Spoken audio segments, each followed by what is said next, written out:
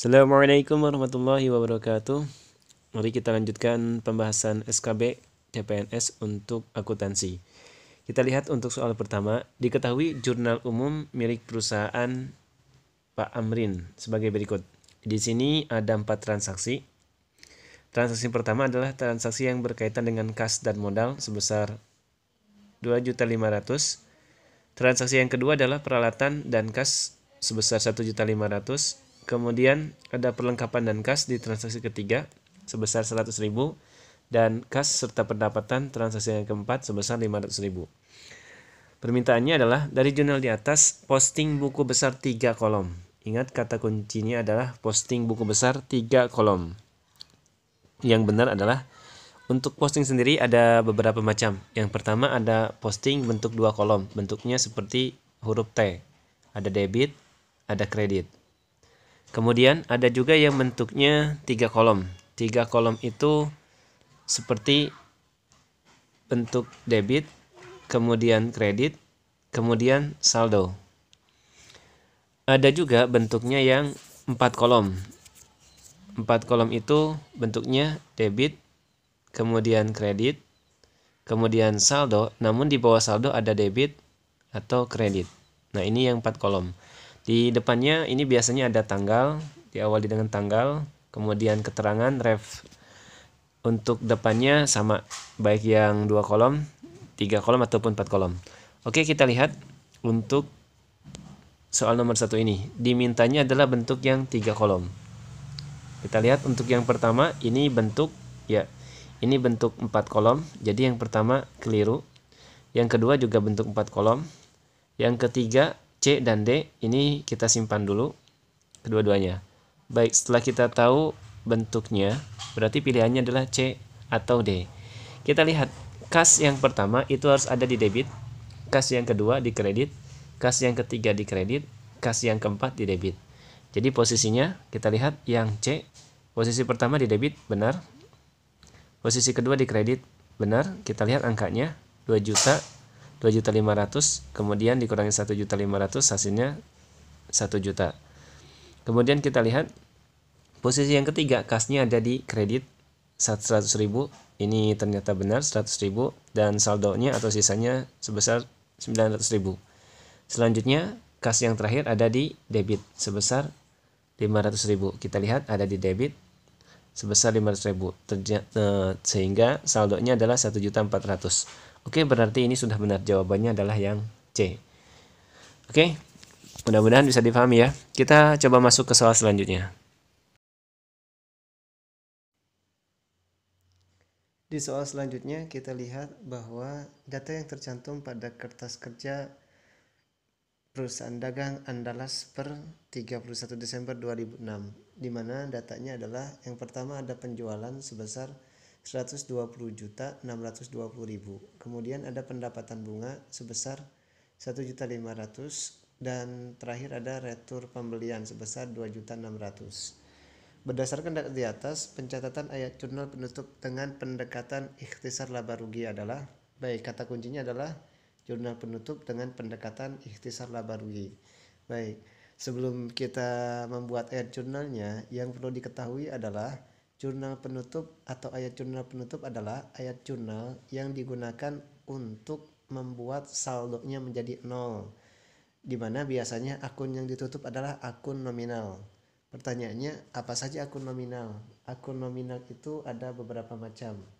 Yang pertama, akun nominal bentuknya pendapatan, di mana pendapatan ini ada 2 macam juga, ada pendapatan usaha, yang kedua ada pendapatan di luar usaha.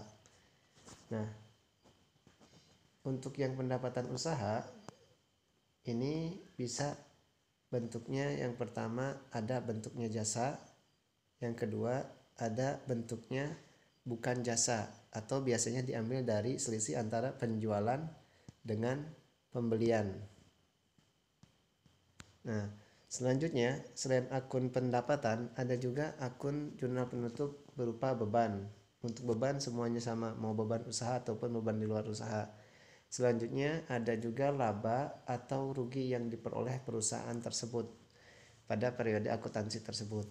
Dan yang selanjutnya yang terakhir adalah ada yang namanya Thrive. Oke, jadi pada dasarnya untuk akun jurnal penutup itu ada pendapatan, kemudian ada beban, kemudian ada laba atau rugi, kemudian yang terakhir adalah Thrive. Kita simbolkan dengan huruf saja. Oke, kita lihat di sini ada penjualan, ada pendapatan bunga, ada retur pembelian. Baik, kita lihat untuk penjualan ketika kita buat ayat jurnal penutupnya, maka penjualannya kan awalnya dikredit. Normalnya penjualan itu dikredit. Pendapatan bunga juga dikredit. Kemudian retur pembelian juga dikredit. Jadi semua akun ini ada di kredit. Ketika ditutup, maka mereka harus ada di debit, sehingga penjualan, kemudian ada pendapatan bunga,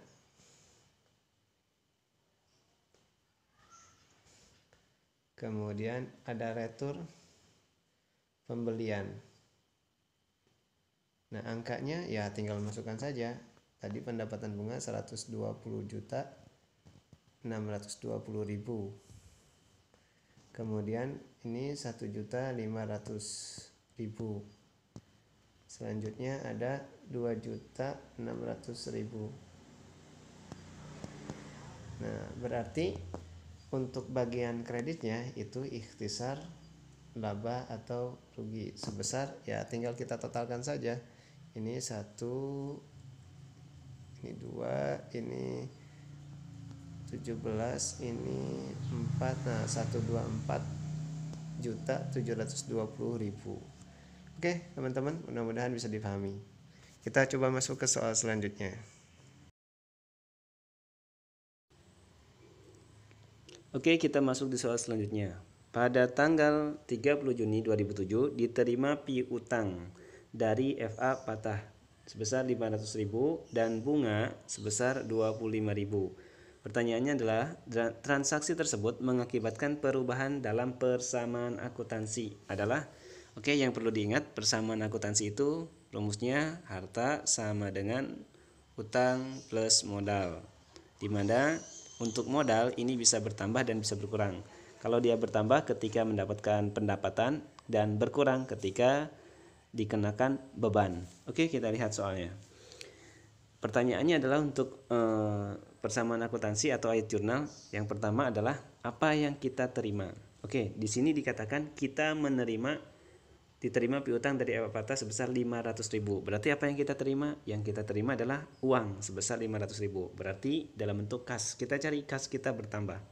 A salah, B kita simpan, C kita simpan, D kita simpan, E salah. Oke, kita hiraukan dulu saja untuk angkanya. Oke, kita mendapatkan uang sebesar 500.000. Pertanyaannya yang kedua adalah kenapa kita dapat uang 500.000? Karena kita telah menerima piutang sebelumnya, di mana piutang sebelumnya adalah kita melakukan pekerjaan namun belum dibayar. Sekarang kita dibayar karena diterima piutang. Oke, ini kata kuncinya, diterima piutang.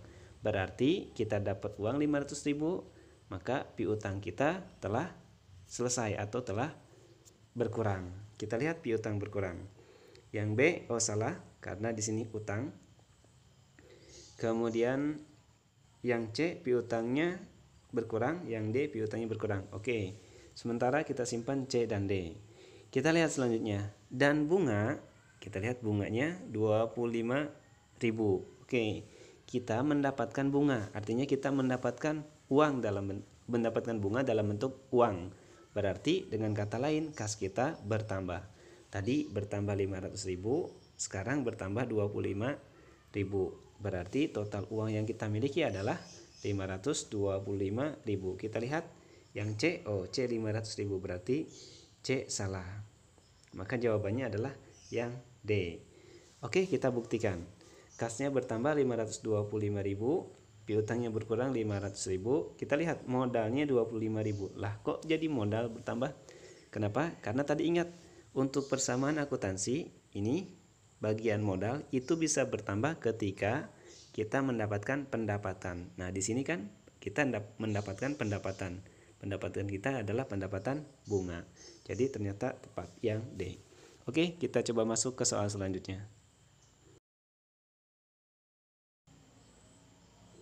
Pada soal selanjutnya, kita lihat berikut ini disajikan data suatu perusahaan dagang yang terdapat pada kertas kerja.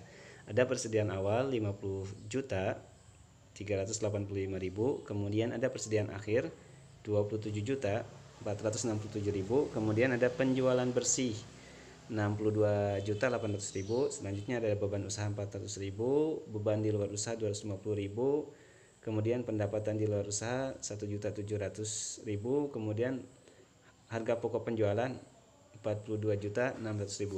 Pertanyaannya adalah berdasarkan data di atas berapakah besarnya laba bersih? Oke, laba bersih perusahaan.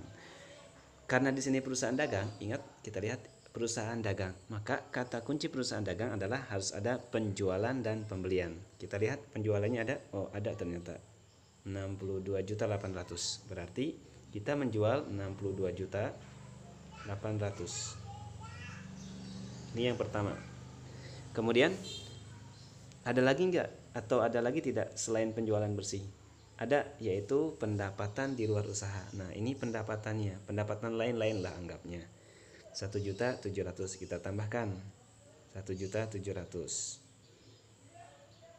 Kemudian karena kita punya penjualan, kemudian kita punya pendapatan yang lain, artinya bukan menjual, entahlah itu pendapatannya apa, yang jelas itu namanya pendapatan di luar usaha. Maka kita lihat berapa beban yang kita tanggung. Nah, kita lihat di sini ada beban usaha 400.000 dan beban di luar usaha 250.000. Berarti ini menjadi pengurang. Kita kurangi 400.000 dan dikurangi dengan 250.000. Oke. Selanjutnya ada penjualan, berarti harus ada pembelian. Nah, di sini kan pembeliannya tidak ada. Nah, sebetulnya pembelian itu sudah masuk ke dalam yang namanya ini dia, harga pokok penjualan. Jadi dikurangi dengan harga pokok penjualan, yaitu 42.600.000. Oke, tinggal kita tambahkan 62.800.000 ditambah 1.700.000 dikurangi 400 dikurangi 250.000 dikurangi 42 juta. Nah, kita gampang saja. Ini 62 dengan 42 kita coret, berarti tersisa 20 juta. Oke, 20 juta kita kurangi dengan 20.800.000 berarti ya. Ini 600. 20 juta kita kurangi dengan mana ya? Oh, ini dia, 600 dan 400. 20 juta dikurangi 400 dan 600 menjadi 19 juta. Oke, 19 juta. 19 juta ditambah dengan 1 juta, ini dia. Berarti 20 juta. 20 juta ditambah 800 ditambah 700. 20 juta ditambah 800 dan 700 menjadi 21.500.000. 21.500.000 dikurangi 250 berarti 21.250.000. Oh dia ada. Oke. Nah, itu hitung-hitungan sederhana saja. Silakan hitung-hitungan yang mungkin lebih gampang silakan dibuat sederhana saja. Oke, kita masuk ke soal selanjutnya. Di soal selanjutnya, ini ada jurnal pembelian. Apa sih jurnal pembelian? Jurnal pembelian itu adalah jurnal yang mencatat segala macam pembelian persediaan barang dagang yang sifatnya adalah pembeliannya secara kredit, jadi akan menimbulkan utang. Oke, jika pada bulan Februari di awal saldo buku besar pembelian menunjukkan angka debit 200.000. Itu menunjukkan angka 12.000. Nah, maka pada akhir Februari setelah posting dilakukan dari jurnal pembelian, saldo buku besar pembelian akun menunjukkan saldo sebesar, lah ini mah gampang banget. Ini tinggal fokus ke buku besar pembelian, ini dia. Kita lihat pembeliannya kan totalnya adalah 56.000. Nah, kemudian di awal bulan Februari ternyata ada saldo di debit 12.000 yang kita lihat adalah posisinya pembelian yang 56.000 ada di debit, kita lihat. Kemudian di awal Februari menunjukkan saldo ada 12.000 lagi, ya tinggal ditambah saja 12.000 tambah 56.000. Jadi hasilnya adalah 68.000. Ternyata C. Ada jawabannya yang C. Oke, kita masuk ke soal selanjutnya. Pada soal selanjutnya, pada neraca saldo 31 Desember 2004 terdapat akun kendaraan sebesar 25 juta dan akun akumulasi penyusutan kendaraan bersaldo 5 juta.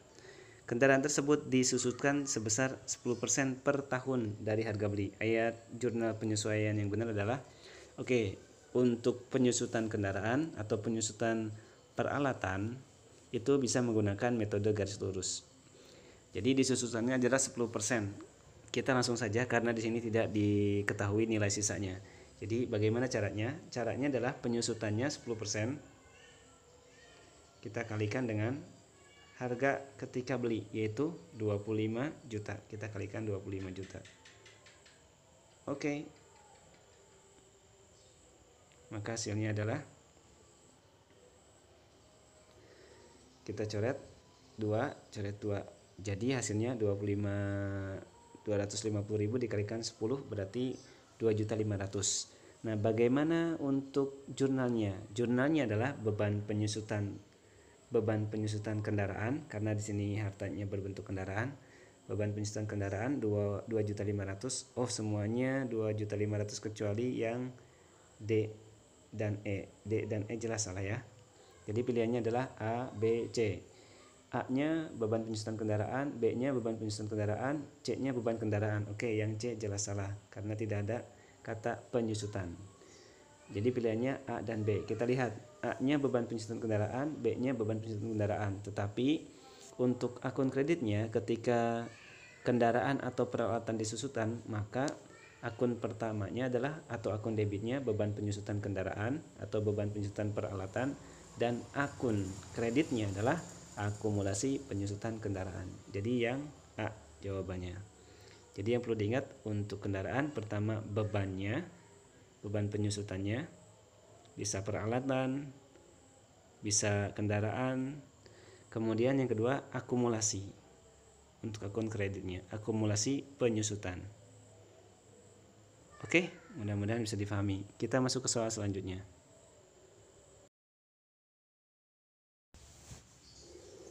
Di soal ini ada sebuah kertas kerja atau worksheet untuk 31 Desember 2005 di akhir tahun. Ini datanya kita lihat saja. Berdasarkan kertas kerja di atas, permintaannya adalah laba rugi yang dialami hari collection. Kita lihat untuk laba rugi. Kita lihat berarti kita masuk di kolom atau di kolom bagian laba rugi. Kita lihat ini dia. Ternyata di sini ada debitnya ini 24, kemudian kreditnya 31. Pertanyaannya adalah yang dialami oleh hari collection. Menjadi kita lihat posisi debit itu lebih kecil daripada kredit. Kita lihat posisi debit itu adalah posisinya milik, kita lihat dia beban. Semuanya yang ada di debit adalah beban. Ada beban gaji, beban iklan, kemudian beban listrik, beban serba-serbi, selanjutnya beban perlengkapan, kemudian beban kendaraan, beban penyusutan kendaraan, beban penyusutan peralatan. Jadi posisinya adalah beban lebih kecil daripada, kita lihat posisinya kredit. Posisinya kredit kita lihat salah satu saja. Ini ada di pendapatan. Jadi beban lebih kecil daripada pendapatan.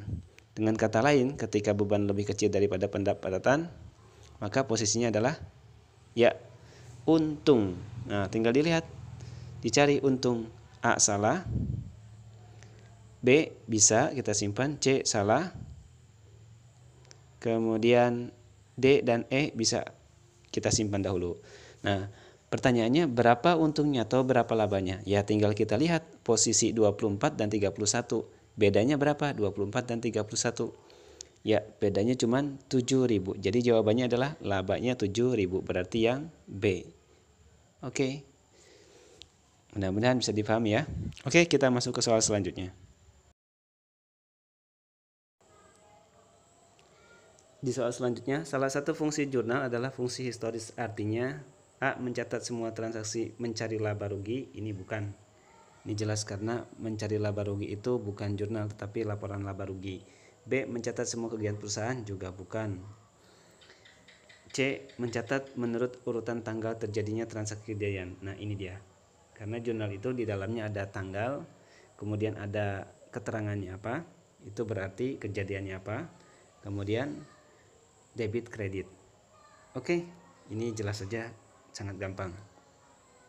Demikian, terima kasih, semoga bermanfaat. Assalamualaikum warahmatullahi wabarakatuh.